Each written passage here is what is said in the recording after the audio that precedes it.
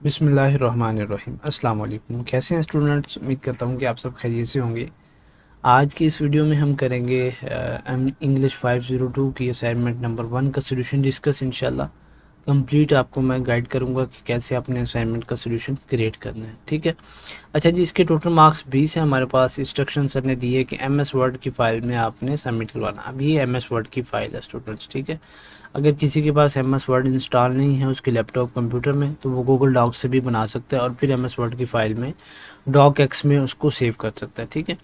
अच्छा जी, असाइनमेंट जो जूम होनी चाहिए वो 100% में होनी चाहिए। अभी मैंने आपको समझाने के लिए यहाँ थोड़ा सा जूम ज़्यादा किया हुआ है, ये 100% हमारा तकरीबन बनता है, ठीक है।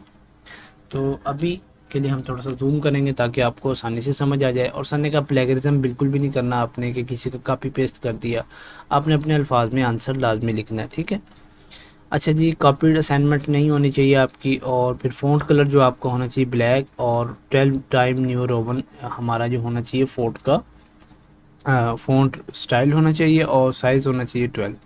आंसर आपका मिनिमम 400 से 600 वर्ड्स का होना चाहिए दोनों क्वेश्चंस का, ठीक है। अच्छा जी, पहला हमें सवाल दिया गया what is pragmatics in linguistic, how is it different from semantics, justify your answer with relevant example, give proper detail to defend your answer, ठीक है। अब ये इसका मैंने यहाँ आंसर लिखा है।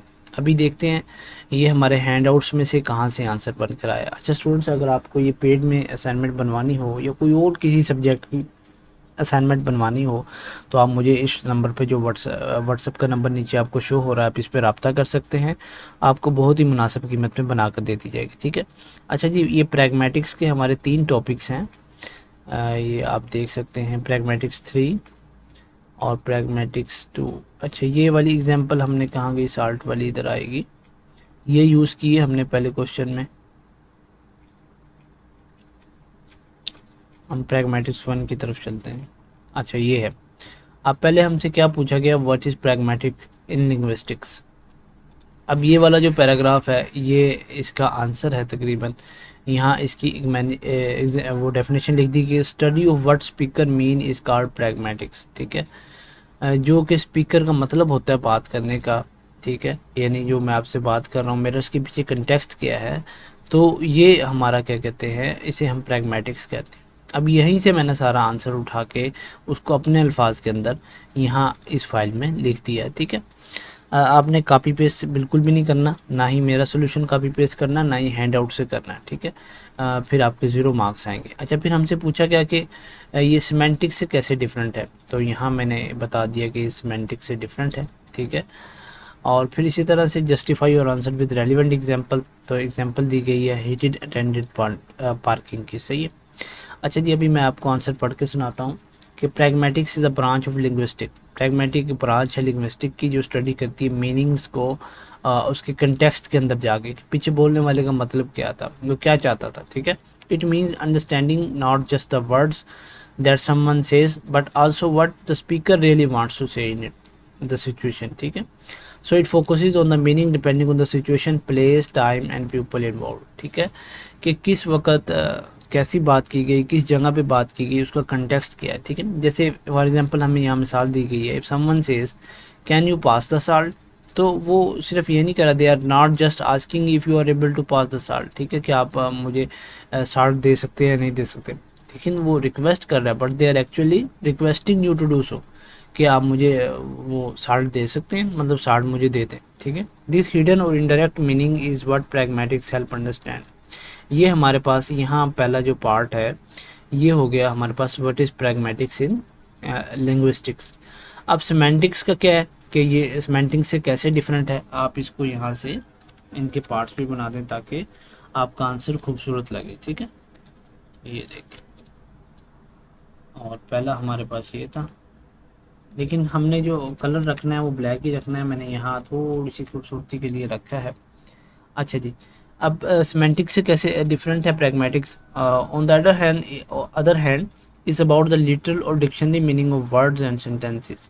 इसमें क्या होता है, जो डिक्शनरी में मतलब होते हैं अल्फाज के, उसे हम सिमेंटिक्स कहते हैं, ठीक है। It does not focus on the situation और हु इज स्पीकिंग, ये सिचुएशन पे फोकस नहीं करता।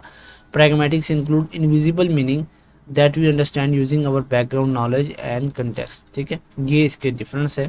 दो, आप इनको टेबल में भी लिख सकते हैं और यहाँ 2 लाइंस के अंदर भी लिख सकते हैं। अच्छा, फिर नेक्स्ट हमसे एग्जांपल पूछी गई है कि अपने जस्टिफाई करें आंसर को रेलिवेंट एग्जांपल के साथ। इसके भी 2 मार्क्स आपको यहाँ दिए जाएंगे।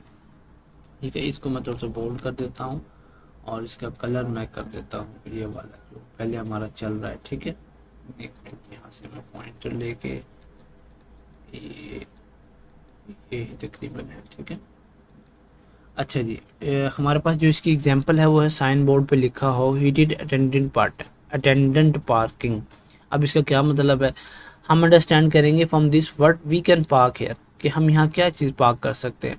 The area is heated and someone attendant will look after the car. अगर आप कार यहाँ पार्क के करके चले जाएंगे, यानी एक नौकरान खड़ा होगा वो आपकी कार को देखेगा। इसका मतलब ये है, these meaning are not written directly, ये नहीं, ऐसे नहीं लिखा जाता कि आप यहाँ कार की पार्किंग करेंगे और फिर आप एक चौकीदार खड़ा होगा यानी सिक्योरिटी गार्ड खड़ा होगा वो आपकी कार की पार्किंग को देखेगा, लेकिन लिख दिया जाता है हीटेड अटेंडेंट पार्किंग।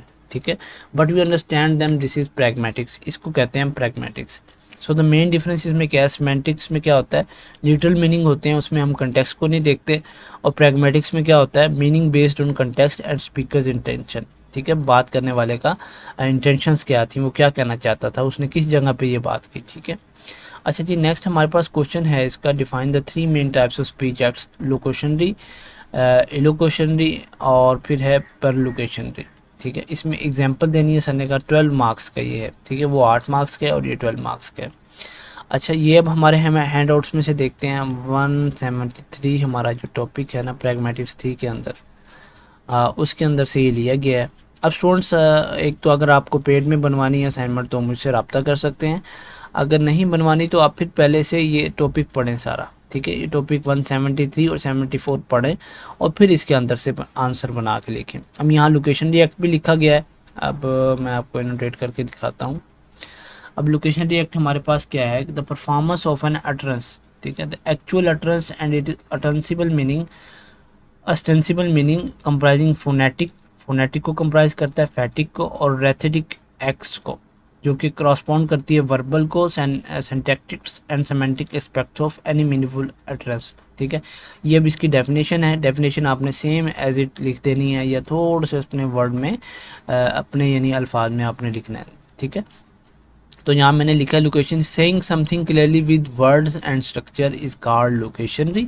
ठीक है, it's the basic act of speaking a sentence with meaning is, ये हमारे पास लोकेशनरी है कि इसमें क्या होता है बेसिक एक्ट होता है एक स्पीकिंग का विद मीनिंग के साथ। देखें जैसे एग्जांपल है I will be there at 6। ठीक है, अच्छा स्टूडेंट्स, आपकी इंग्लिश 501 की भी असाइनमेंट आई हुई है, अगर आपको वो भी चाहिए तो आप वो भी मुझे व्हाट्सएप पे मैसेज करके ले सकते हैं और वीडियो भी मैं अपलोड इंशाल्लाह कर दूंगा उसकी। ठीक है, I will be there at 6 just the spoken sentence है कि मैं 6 बजे वहाँ आ जाऊँगा। ठीक है, और फिर इसमें इलोकेशन ही क्या है, द रियल मीनिंग और पर्पस बिहाइंड द सेंटेंस, कि उसके पर्पस क्या है पीछे सेंटेंस बोलने का, what the speaker really wants to do by saying it like a promise, request और ऑफर। तो I will be there at 6, इसमें इलोकेशनी में जब हम देखेंगे तो इसका मतलब होगा कि स्पीकर प्रॉमिस कर रहा है। ठीक है, परलोकेशनी में क्या है, the effect of the sentence on the listener, कि जो लिसनर था सुनने वाला था उसके ऊपर उसने क्या इफेक्ट किया, यानी उस पर क्या असरअंदाज हुआ। ठीक है, like making them feel happy, surprised और मेकिंग देम टेक एक्शन।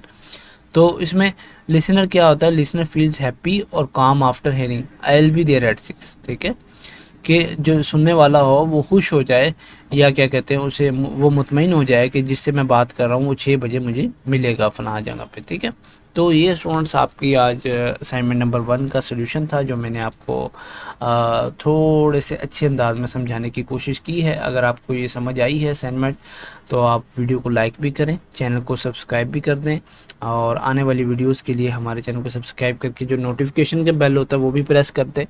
और अगर आपको ये पेड में असाइनमेंट बनवानी है तो आप मुझसे रब्ता कर सकते हैं, उसके लिए मैं आपको पेड में इंशाल्लाह बहुत ही मुनासिब कीमत में बना कर दे दूँगा। वीडियो देखने का शुक्रिया, जज़ाकल्लाह खैर।